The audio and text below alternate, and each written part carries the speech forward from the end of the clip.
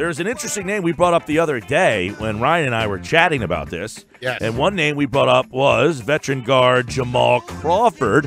He's an unrestricted free agent. He's looking for a new team. Well, our next guest, Brandon Robinson, Scoop B, as he is affectionately known, Basketball Society. He joins us now on the Boardwalk Honda Hotline to give us some more insight. Could there be a marriage here, Brandon? Are we looking at something that makes a lot of sense? Is there a fit for the veteran scoring guard, Jamal Crawford, with the Philadelphia 76ers? Gentlemen, thanks for having me on. For sure, I had Jamal Crawford on the Scoopy Radio podcast today, and he said he would be honored to play for the Philadelphia. Looks like we don't have Brandon on the line. We'll try to let me punch that back up there. We got you hear me there? Nope, we don't have him here. Efforting. Gentlemen. Oh, there we go. All right, we got you. Clear as a bell. What's going on? Everything is good, man. And we were just talking about Jamal Crawford the other day in light of the injury to Zaire Smith. That, all right, Smith was a guy, to me, Brandon, the offseason for the Sixers, all right, they went after the star. They didn't get him. All right, so they didn't panic. They kind of just went, all right, we'll go down this avenue. And what I think they did was they went to beef up the perimeter defense. They let two guys go that were not great defenders, and they focused on defending the Celtics out on the perimeter, something they had a big problem with in that playoff. So they got Zaire Smith. They went on and got Wilson Chandler. So they're a better defensive team. But now they lose Smith. Could Jamal Crawford possibly be a replacement there? Yeah, I do think so. I had Jamal Crawford on the Scoopy Radio podcast today.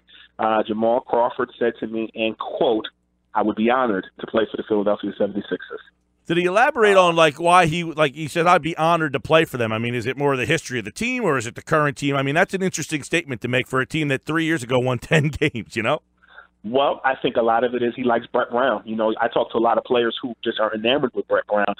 Going into the draft, for example, Kevin Knox said that the two teams he'd like to play for were the Sixers and the Knicks. And, having a relationship with Fizdale as well with the Knicks and Brett Brown on the Philly side. I think also for Jamal Crawford, he has a good relationship with Markelle Fultz, a guy that played in Washington. And he has a good relationship with Ben Simmons, and he played with the Clippers with J.J. Redick. So I think there's a familiarity there.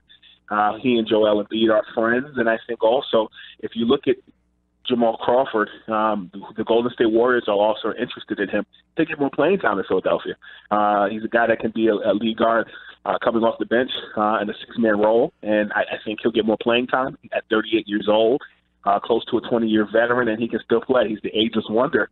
And I think really and truly one of the things that he said in the interview was that in Minnesota he wasn't comfortable in Tibbs' offense. A team that's loaded with talent, I think Philadelphia fits more his speed, and you're playing in an Eastern Conference that no longer has LeBron James. The Sixers and the Celtics give him the best chance to go to the finals. And, Golden State, you go there and win a ring, but he loves basketball and he wants to win. Yeah, that's a good point. And there seemingly is a fit here for him. I mean, I know you look around, this is a team that, I think they went out for defense with Smith and Chandler, but they did lose a little bit of offense when Ilyasova and Bellinelli went out the door. So adding and quite frankly, you mentioned 38 years old. He brings in a professional guy that could really, balance out this roster.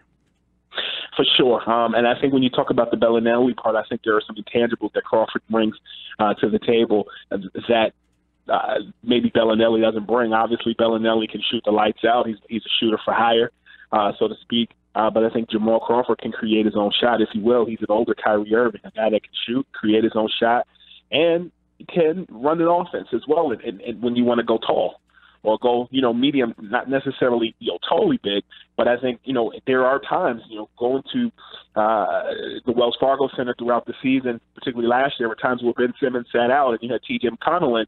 I'd love to see a pairing of those two guys together, Ben Simmons and Jamal Crawford, but also, T.J. I think it's a good match.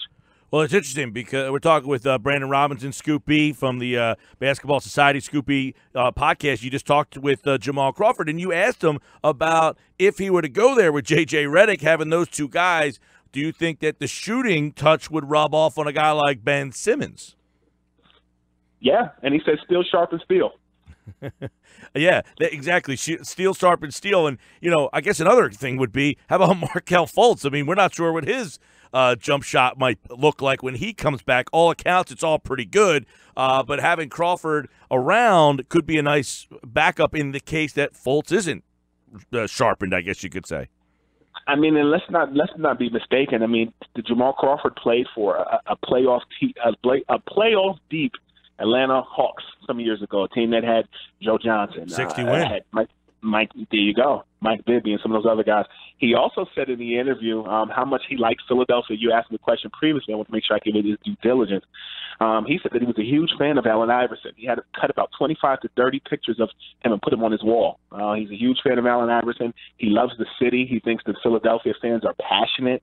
And he said he wants to get a cheesesteak. I told him Passaginos, but I think he can step it up a little bit with Paganos on South Street. Jim's, Delisandro's, throw out some more options. There's a lot of goodies out there. All right, he says he'd be honored to play there. I like their city, how they're into basketball. He said, I always loved their coach, Brown. There's so many things to love about Philly. That was via the Scoop B Radio. You talked to Jamal Crawford. The one thing is that him being a free agent, did he say that he was kind of being selective and that's why he's still a free agent? I mean, was there some interest in him in that first round of free agency? Well, yeah, I asked him about the Lakers. I asked him if there was real legitimate interest with the Lakers. Obviously, the Lakers bringing LeBron James, signing Michael Beasley, Lance Stevenson, some of those other pieces. He says there was some interest there, but it kind of fell on the wayside.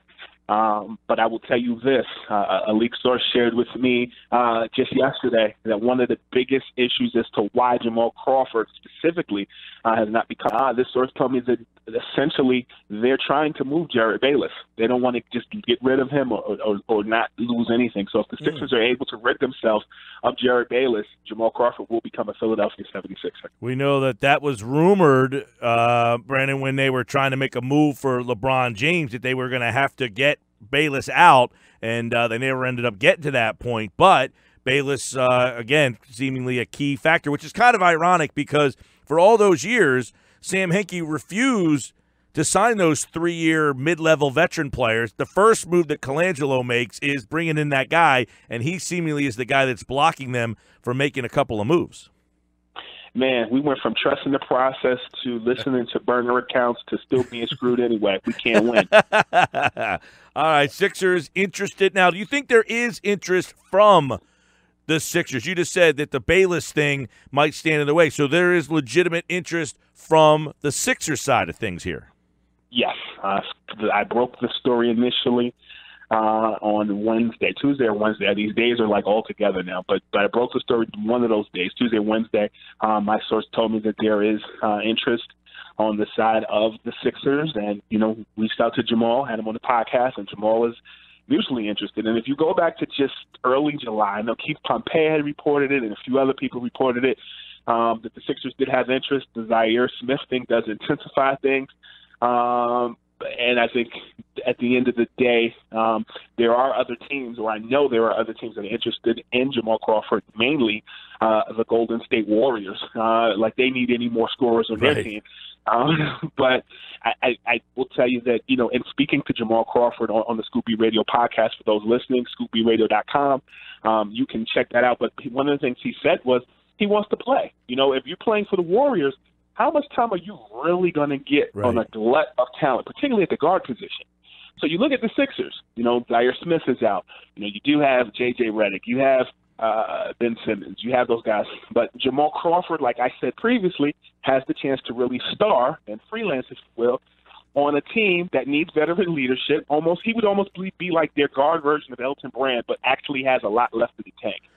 Yeah, that would be an interesting ad. As a guy we discussed, I think on Monday or Tuesday, when the news came around about Zaire Smith breaking that foot, of guys who were still available, and his name was at the top of that list. Brandon Robinson at Scoop B on Twitter, the host of the Scoop B Radio podcast, scoopb.com, Basketball Society. He writes there as well. And he's reporting that the Sixers and Jamal Crawford both have interest. A couple things need to happen, mainly that contract of Jared Bayless sneaking back in here. There it is. And, of course, we'll see if Crawford could, agree to a contract, and we'll see. That could be a good fit.